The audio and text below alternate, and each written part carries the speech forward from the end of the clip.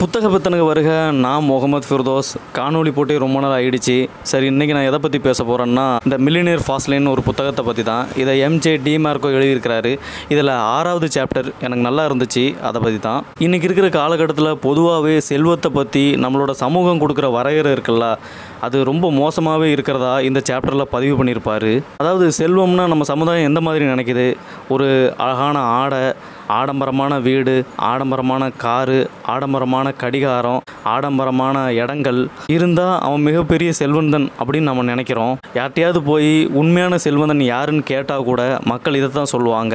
ஏராளமான பொருளை சொந்தமாக்கி கொள்வதும் அதிகமான பொருளை நுகர்றதும் தான் உண்மையான செல்வம்னு இந்த சமுதாயத்தில் நம்ப வைக்கப்பட்டிருக்கு.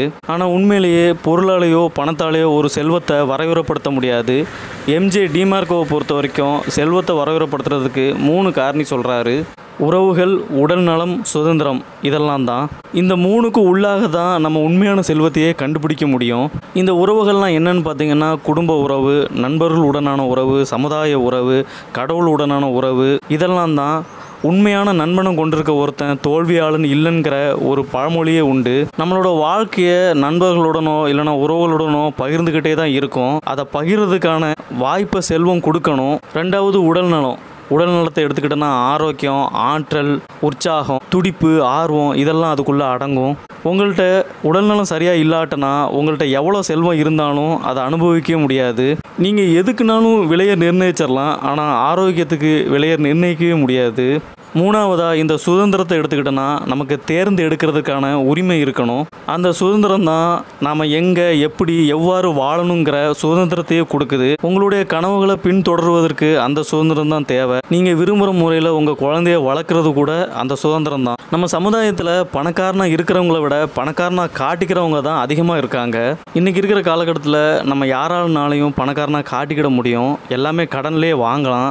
ஆனால் இப்படி நம்ம காட்டுறதுனால நம்ம முக்கியமான ஒரு விஷயத்தை இழக்கிறோம். அதாவது நான் 3வது ஒன்று சொன்னேன்ல, சுதந்திரம், அதை இழந்துருவோம்.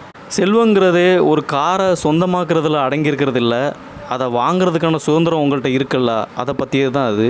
அதாவது அந்த காரை கடனே இல்லாமல் உங்கள்கிட்ட இருக்கிற ரொக்க பணத்தையும் கொடுத்து வாங்குகிற சுதந்திரம் இருக்குன்னா அதுதான் உண்மையான செல்வம். ஆனால் நீங்கள் அதை வாங்கக்கூடாது. உங்கள்கிட்ட அந்த சுதந்திரம் இல்லாட்டினா மற்ற அம்சமாக இருக்குல்ல, உறவுகளும் உடல் நலமும், அதை நீங்கள் இழந்துருவீங்க.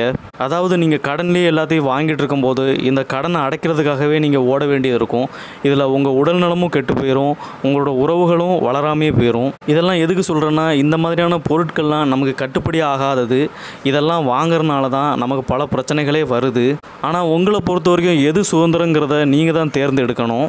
ஆனால் அந்த சுதந்திரங்கிறது பணத்தை சேர்க்கறதுக்கான ஒரு விஷயமா இருக்கணும். சமுதாயம் பார்க்குதில்ல, அந்த கருத்திலிருந்து வேறுபட்ட ஒரு விஷயமா இருக்கணும். அப்புறமா நம்ம சேனலை மறக்காமல் லைக் பண்ணுங்கள், கமெண்ட் பண்ணுங்கள், ஷேர் பண்ணுங்கள். உங்களிடமிருந்து விடைபெறுகிறேன். நன்றி.